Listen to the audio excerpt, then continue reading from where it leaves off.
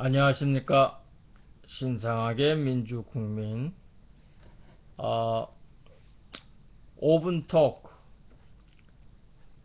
김무성 대표와 문재인 대표의 실수라는 제목으로 말씀을 드리겠습니다. 누구에게 물어봐도 당연한 대답은 이완구 총리의 부적격자라는 사실에 대해서 이의를 달 사람은 없을 것입니다. 표결에 강행한 김무성 대표의 처세는 옳지 못했죠. 만일 김무성 대표가 이런 사람 안 된다고 말을 했다면 그의 대선 이미지에 크게 공을 세웠을 것입니다. 대표가 되었으면 대통령이든 수상이든 국정 최고 지도자가 되고자 하는 야망이 있는 것 아니겠습니까? 이렇게 강행해서 김무성 대표 입장에서는 얻은 것은 없고 잃은 것은 크다고 하겠습니다. 정말로 큽니다. 그러나 그는 그것을 못 느끼는 것 같아요. 그러니 이것이 그의 한계라는 생각이 듭니다. 그런 생각까지 든다는 것이죠.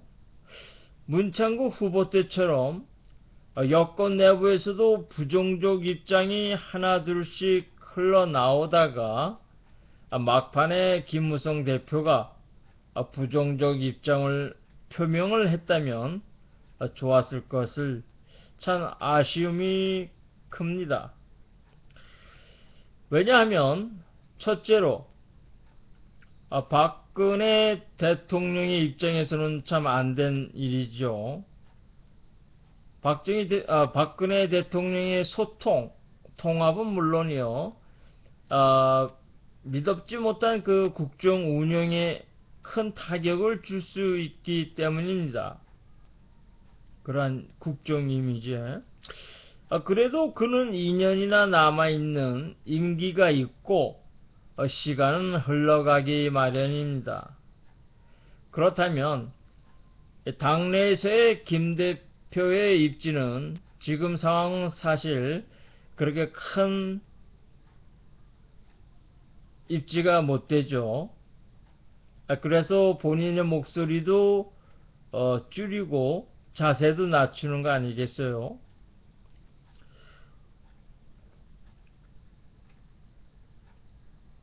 이번에 만약 그렇게 했다면 김 대표의 입지는 더욱 커지고 또 김 대표를 향한 의원들의 러브콜이 이어질 것이었습니다. 그리고는 공천 때에, 내년이 총선이죠. 공천 때에 김 대표의 의중대로 물갈이를 하여서 친박을 정리해서 총선에서 승부수를 던져야 하는 것입니다. 4월에 있을 보선에는 신경 쓸 필요가 없습니다. 마음 편하게 야당 몫이다 이렇게 생각하면 좋아요. 그렇게 생각하고 총선에서 승리할 전략에 전심을 다해야 할 것입니다. 그런데 김무성 대표께서는 큰 그림을 보지 못하는 것 같습니다. 아마도 새누리당 대표가 그의 종착역인 것 같아요. 이완구 후보가 만일 사퇴하면 야당은 물론 좋아라고 아주 비판을 연실해야 되겠지만 그것으로 끝입니다. 뭐 없어요. 둘째로 이번 새정치연합의 결선 투표까지 참여한 것은 문재인 대표의 실수입니다.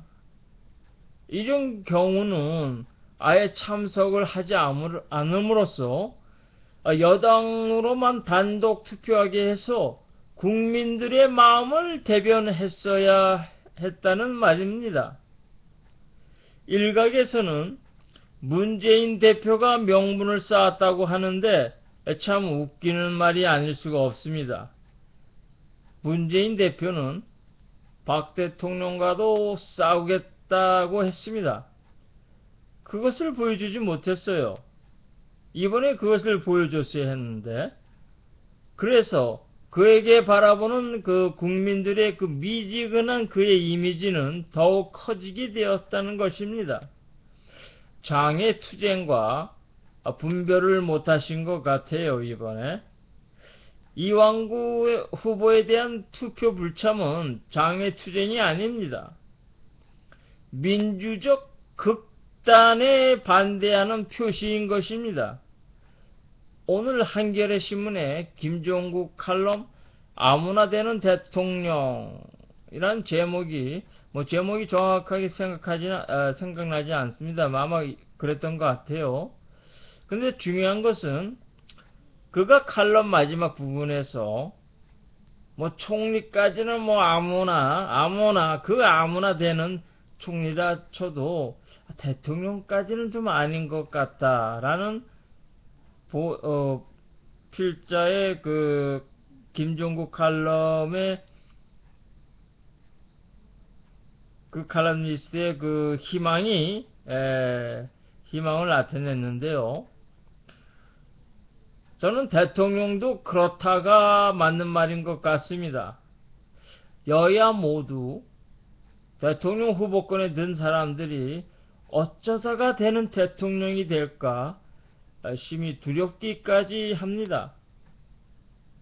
이제는 권력 주변에 이완구 같은 사람들이 상당수 몰려올 것 같기 때문입니다. 참, 한국의 미래, 남한의 미래가 참 걱정이다. 지금도 걱정이죠. 참 슬픕니다. 고맙습니다. 안녕히 계십시오.